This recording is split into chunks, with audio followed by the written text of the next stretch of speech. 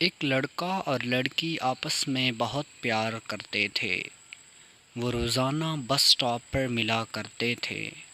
لڑکی وقت کی بہت پابند تھی، جبکہ لڑکا اکثر اوقات دیر سے پہنچتا تھا، لیکن لڑکی نے اس سے کبھی اس بارے میں کوئی شکایت نہیں کی تھی۔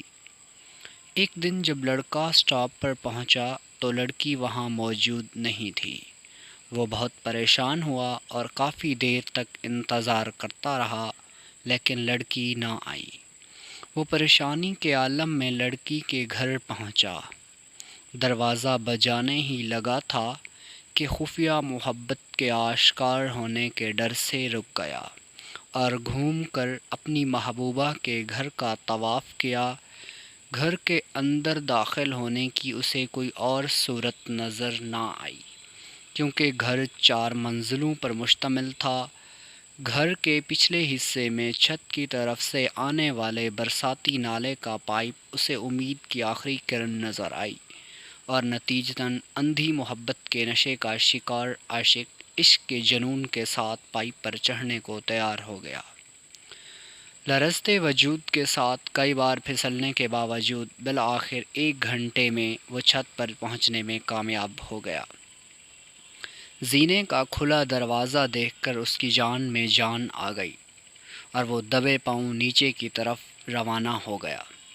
محبوبہ کے کمرے میں جھانکا تو اسے دنیا سے بے خبر سوتا ہوا پایا۔ اسے اس بے رخی پر شدید غصہ آیا اور غصے سے بھرا وہ اس کے کمرے میں داخل ہو گیا۔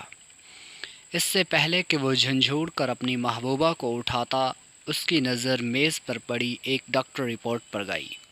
رپورٹ میں یہ واضح تھا کہ یہ لڑکی کینسر کی مریض چند دنوں کی مہمان ہے۔ یہ دیکھ کر اس کی آنکھوں میں آنسو آ گئے اور وہ الٹے پاؤں وہاں سے واپس ہو لیا۔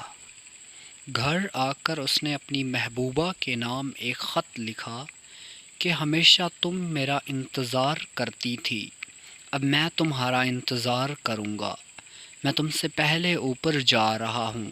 خط اس نے محبوبہ کے پتے پر ارسال کیا اور خود شہر کی سب سے اونچی عمارت کی طرف روانہ ہو گیا۔ ڈاکیہ خط لے کر نکلا ہی تھا کہ ایک تیز رفتار آنے والے ٹرک سے ٹکرا گیا اور زخمی ہو گیا۔ اسے ہسپتال میں داخل کر دیا گیا۔ ہسپتال میں لڑکی کا باپ اپنی بستر مرگ پر پڑی ہوئی بچی کی سانسیں بچانے کی تگ و دو میں کوئی راہ حل ڈھونڈ رہا تھا۔